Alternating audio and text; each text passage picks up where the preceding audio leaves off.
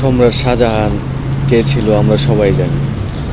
আসলে সম্রাট শাহজাহান ও তার স্ত্রী মমতাজ মহলের প্রেম কাহিনী ইতিহাসের এক অন্যতম শ্রেষ্ঠ বেদনাময় ভালোবাসার গল্প।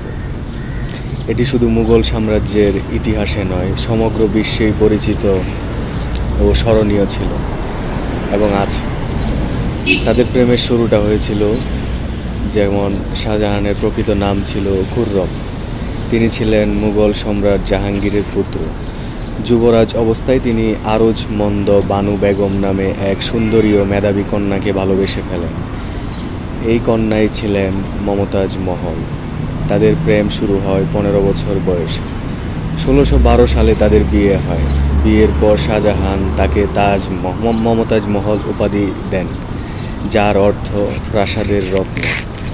এক অনন্য ভালোবাসা তাদের। মমতাজ ছিলেন শাহজাহানের প্রিয়তমা স্ত্রী। যদিও শাহজাহানের আরও স্ত্রী ছিলেন, কিন্তু মমতাজই ছিলেন তার হৃদয়ের একমাত্র মানুষ। তিনি সবসময় শাহজাহানের সঙ্গে থাকতেন, এমনকি যুদ্ধক্ষেত্রেও। মমতাজ ছিলেন রাজনীতিতে পরামর্শদাতা, দানশীল ও প্রজাদরদী। তাদের দাম্পত্য জীবন ছিল প্রেম ও স্নেহে ভরপুর। মমতাজের মৃত্যু ও বেদনা। 1931 সালে 14তম সন্তানের জন্ম দিতে গিয়ে মমতাজ মহল মৃত্যুবরণ করেন। তখন তারা ছিলেন বুরহানপুরে, বর্তমান মধ্যপ্রদেশে। মমতাজের মৃত্যুর পর শাহজাহান গভীর সুখে ভেঙে পড়েন। তিনি কষ্টে সাদা পোশাক পরতেন, গান শুনতেন না এবং অনেক দিন নির্জনে ছিলেন।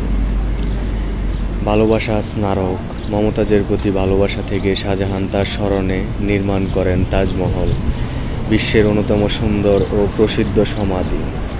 এটি নির্মাণ করতে সময় লেগেছিল প্রায় 22 বছর, 1632 থেকে 1653 সাল পর্যন্ত।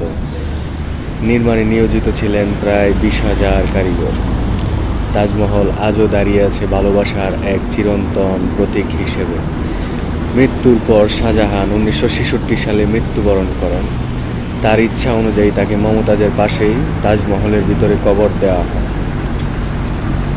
শাহজাহান ও মমতাজ ছিলেন প্রেম, ত্যাগ ও স্মৃতির এক নিরন্তর দৃষ্টান্ত।